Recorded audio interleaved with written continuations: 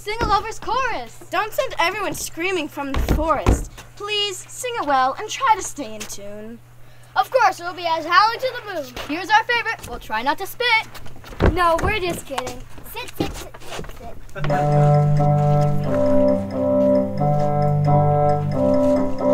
It was a lover and his lass flew hay in a hoe and a hay honey no. That o'er the green cornfield it lives in the springtime, the only pretty ringtime, and birds do sing, hey, ding-a-ding-a-ding, sweet lovers love the spring. Start another triangle and write how you wish your life, put the priorities in your life. What's your top priority? What's your next, maybe it's career, maybe it's schoolwork, maybe it's friends, maybe it's dancing, maybe it's your pets, your brothers and sisters. If you're ambition shine and loves to live in the sun, seeking the food he eats and pleases what he gets, come hither, come hither, come hither. Here shall he see no enemy but winter and rough weather. I'll give you a new verse, and thus it goes. If it do come to pass that any man turn ass, leaving his wealth and ease, a stubborn will to please, Duke Dame, Duke Dame, Duke Dame, here shall he see.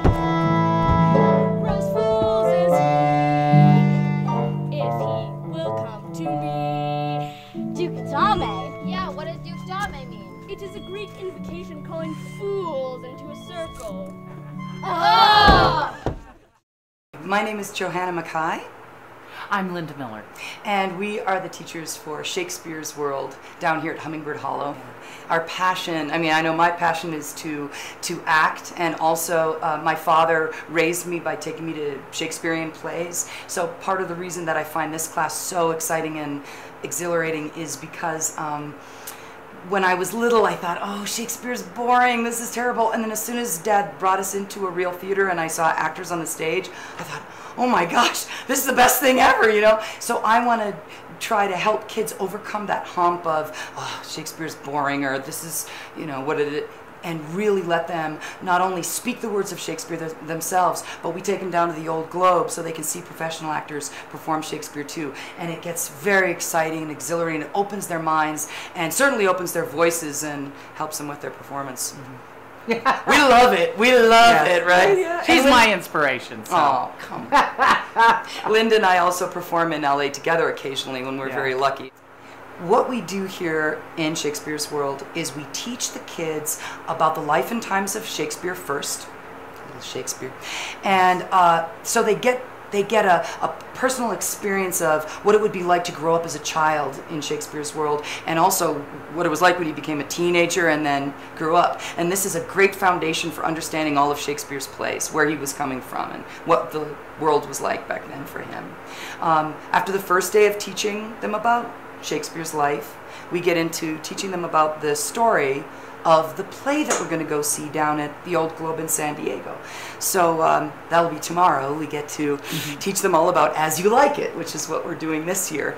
And then Wednesday, they audition for roles in an adapted version of the play that I usually adapt during the school year. I try to get it ready for the summer. This one has already been adapted. We did it in 2004, and it got published by Playscripts. And so they all get a little published copy of the, oh, it's very exciting, you know, rather than my Xerox typing. So like, here's the script, kids, you know. So they'll be working from a real script and auditioning for that on Wednesday. Thursday we start to block the show and we go through the text and make sure we really understand, that they understand everything they're saying. And then Friday this year we take them down to the Old Globe Theater in San Diego.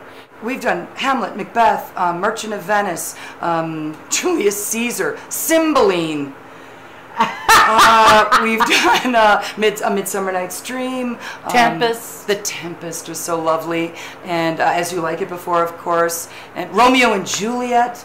And, you know, we tell the kids that normally, of course, in Shakespeare's day, all men played all the roles, and boys played the roles for the young girls. So for Romeo and Juliet, it would have been young boy as Juliet and other guy as Romeo. So it'd be two boys playing across from each other. So for us, we get everyone.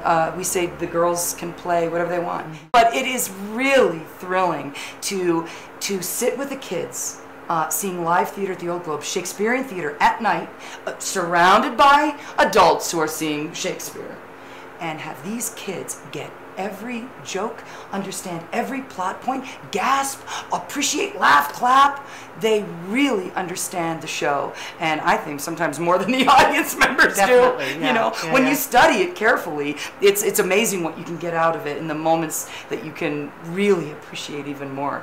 So that's my passion behind teaching this class. I feel so lucky to be here, and I think coming to Idyllwild and working with artists you respect.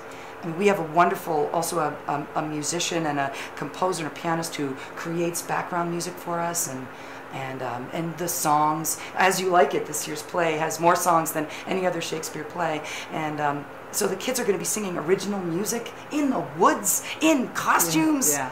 Being coached. It's pretty amazing. We only have 2 weeks.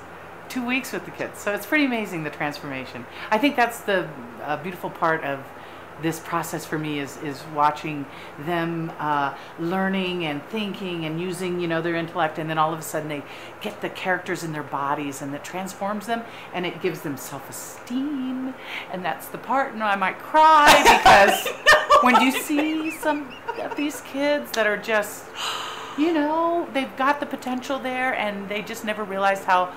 Anyway, when they hit those things and get to these places where they never thought they could go before, and to see that transformation, to see their self-esteem, anyway, and they come alive and they leave here feeling so good about themselves.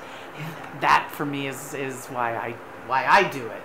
Because this woman is, I mean, she's so terrific with the children. What she teaches and how she teaches Shakespeare makes it interesting for them. It's amazing. It's an experience beyond compare up here. There's something magical that happens, and there's an incredible sense of ensemble and teamwork. The kids have to sort of cling to each other and help each other and be in scenes, and you know, if somebody forgets a prop or drops a costume piece, they're there to help each other, because there is so little time to do it, that we all feel like, okay, we're out here on this floating raft, we're gonna make this work, your parents are gonna come, and it's yeah. I mean, we have some kids that are as young as 9, and some as old as 14. And for them to come together as an ensemble is pretty amazing to watch. And to know that it isn't about how old they are, how smart they are, how well they read. It's about how much they can express in this program, how they can use their voices, how funny they can be, how serious they can be. Everybody's strength is utilized.